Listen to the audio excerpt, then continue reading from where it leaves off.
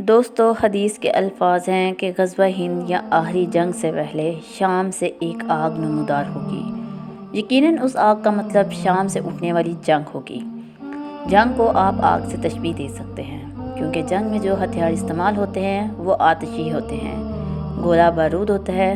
اس لیے حدیث کے الفاظ کا مطلب یہی ہے کہ آخری جنگ سے پہلے، غزوہ ہند سے پہلے جو جنگ شروع ہوگی وہ شام سے ہوگی۔ دوستو، اگر حالیہ دنوں کی بات کی جائے تو فلسطین کا اسرائیل پر حملہ اور اس کے بعد اسرائیل پلٹ کر وار کرے گا، اور خبریں یہی موصول ہو رہی ہیں کہ اسرائیل شام پر حملہ کر دے گا، کیونکہ شام، اردن، لبنان، حماس نے مل کر اسرائیل پر حملہ کیا۔ اس لیے اسرائیل اپنا بدلہ لینے کے لیے فلسطین کے علاوہ ان عرب ممالک پر بھی ضرور حملہ کرے گا، جن میں شام بھی شامل ہے۔ آپ ملاحظہ کرتے ہیں کہ شام سے اٹھنے والی یہ جنگ کیسے پوری دنیا پر چھا جائے گی اور ایک عالمی جنگ میں تبدیل ہو جائے گی۔ آئیے آپ کو بتاتے ہیں۔ جو لوگ سید الانبیاء صلی اللہ علیہ وآلہ وسلم کے علم و حدیث کے دریا میں غوطہ زن ہیں، ان کے نزدیک اب امن نہیں بلکہ ایک طویل، خون ریزی اور بہت بڑی جنگ ہماری راہ دیکھ رہی ہے۔ یہ دور فتن ہے۔ رسول اکرم صلی اللہ علیہ وآلہ وسلم نے فرمایا، تم پر 4 فتنے آئیں گے۔ پہلے فتنے میں خون ریزی کو حلال سمجھا جائے گا، دوسرے فتنے میں خون اور مالوں کو حلال سمجھا جائے گا، تیسرے فتنے میں خون، مال اور شرمگاہوں کو حلال سمجھا جائے گا، اور چوتھا فتنہ بہرا، اندھا اور سب پر چھا جانے والا ہوگا۔ وہ سمندر کی موجوں کی طرح ٹھاٹھے مارے گا، حتیٰ کہ لوگوں میں کسی ایک کے لیے بھی اس فتنے سے بچنے کا کوئی ٹھکانہ نہ ہوگا۔ دوستو، اگر آج کی دنیا اور حالات کو دیکھا جائے تو یہ فتنوں کا دور ہے۔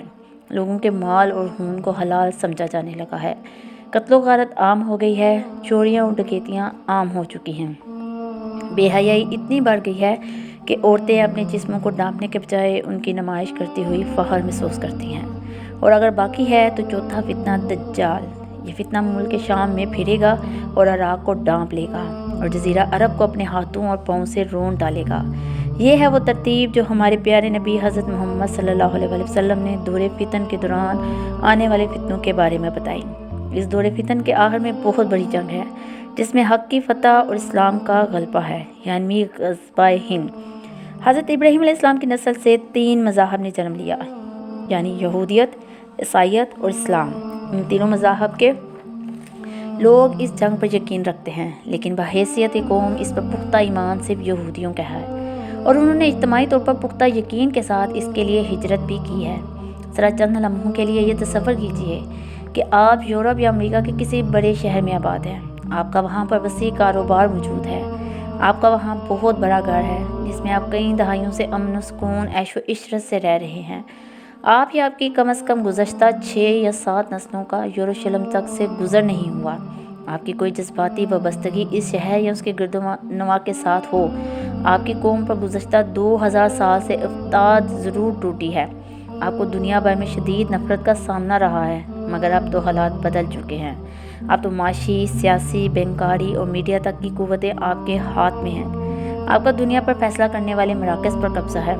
ایسے حالات میں آپ سے کہا جائے کہ جزیرہ نما عرب کے ایک کونے اور صحرائی سینا میں جا کر آباد ہو جاؤ، ایسا علاقہ جہاں پانی میسر نہ ہو، بجلی نہ ہو، کوئی شہری آبادی نہ ہو اور نہ ہی شہری سہولیات کا تصور، تو آپ یقیناً اسے پاگل پن کہیں گے۔ لیکن یہودی 1920 سے آہستہ آہستہ اپنا کاروبار چھوڑ کر یہاں پر آباد ہونا شروع ہوئے۔ ایفا اور تلبیب جیسے صحرائی علاقوں میں جہاں چاروں طرف ریت اور ارد گرد آباد دشمن جنگ عظیم 2 ماہ یہودیوں پر شدید و ظلم و ستم ہوئے، لیکن وہ ڈٹے رہے اور اتحادی فوج کی فتح کے بعد وہ ان ملکوں میں مستحکم ہو گئے۔ ہونا تو یہ چاہیے تھا کہ اب وہ انہی ملکوں میں رہتے اور اقتدار کے مزے لوٹتے، مگر وہ یروشلم کے آس پاس آ گئے۔ انہوں نے ایک خود مختار قومی ریاست بنائی، اسے سیکولرزم مذہبی ریاست رکھا اور تورات کو اس کا آئین قرار دیا۔ ریاست بنتے ہی پہلے عرب اسرائیل جنگ ہوئی، مگر کسی یہودی میں عدم تحفظ کا احساس پیدا نہ ہوا۔ کوئی اسرائیل چھوڑ کر نہیں بھاگا، بلکہ آج دن تک یورپ اور امریکہ کے خوشحال یہودیوں کا وہاں آ کر آباد ہونے کا سلسلہ جاری ہے۔ یہ سب یہاں کاروبار کرنے، شہر آباد کرنے یا کسی پرفضا مقام پر زندگی گزارنے کے لیے جمع نہیں ہو رہے، یہ ایک بہت بڑی عالمگیر جنگ کے لیے جمع ہو رہے ہیں، جس کے انہیں یقین ہے کہ ان کی ایک ایسی حکومت قائم ہوگی جو پوری دنیا پر حکمران ہوگی، اور اس کا ہیڈ کوارٹر یروشلم ہوگا، جہاں ان کا مسیحا آئے گا، یعنی ایک آنکھ والا۔ ہیکل سلیمانی دوبارہ تعمیر ہوگا اور وہ اپنا عروج دیکھیں گے۔ کیا تمام مسلم امہ میں سے 10% لوگوں کو بھی اس بات کا ادراک ہے کہ وہ سب کے سب ہم سے لڑنے کے لیے جمع ہوئے ہیں؟ یا ہمارے منبر و محراب پر سید الانبیاء کی بیان کرتا وہ حدیث جو متفق علیہ بیان ہوتی ہے؟ آپ صلی اللہ علیہ وآلہ وسلم نے فرمایا، قیامت اس وقت تک قائم نہیں ہوگی یہاں تک کہ تم یہودیوں سے جنگ کرو گے، یہاں تک کہ وہ پتھر جس کے پیچھے یہودی ہوگا کہے گا، اے مسلم، یہ دیکھو ایک یہودی میرے پیچھے چھپا ہے۔ بخاری شریف کی ایک حدیث ہے، ایک ایسی ہی حدیث مسلم شریف میں بھی درج ہے، جس میں ایک اضافہ ہے، یہودی پتھر یا درخت کے پیچھے چھپے ہوں گے تو پتھر درخت کہے گا، اے مسلمان، اے اللہ کے بندے، یہ یہودی میرے پیچھے ہے، سوائے غرقت کے درخت کے، کیونکہ وہ یہودیوں کا درخت ہے۔ یہ وہ عالمی جنگ جس کی تمام تیاری دوسری طرف سے مکمل ہے، لیکن اس جنگ سے قبل مسلم امہ ایک بہت بڑے دور فتن سے گزرے گے۔ یہی ہے وہ دور فتن جو اندھے، بہرے اور گونگے ہیں۔ یہ فتنے 400 ہیں اور اس وقت ہر ملک میں پھیلے ہوئے ہیں، جیسا کہ آپ بھی دیکھ رہے ہیں کہ آج کل خون ریزی عام ہے، قتل و غارت عام ہے، چوری اور ڈکیتیوں کا بازار سرگرم ہے، شرم و حیا کی کوئی تمیز نہیں۔ یقیناً حضور پاک صلی اللہ علیہ وآلہ وسلم کی حدیث کا بغور جائزہ کیا جائے تو یہ 3 فتنے مکمل ہو چکے ہیں اور چوتھا فتنہ باقی ہے، اور عنقریب وہ بھی پورا ہونے والا ہے، کیونکہ یہودیوں نے ان کے لیے اپنے تمام تر انتظامات مکمل کر لیے ہیں۔ اب یقیناً شام سے اٹھنے والی جنگ ہی وہ آگ ہے جس کے بارے میں حضور صلی اللہ علیہ وآلہ وسلم نے فرمایا تھا کہ شام سے ایک آگ نمودار ہوگی جو پوری دنیا پر چھا جائے گی۔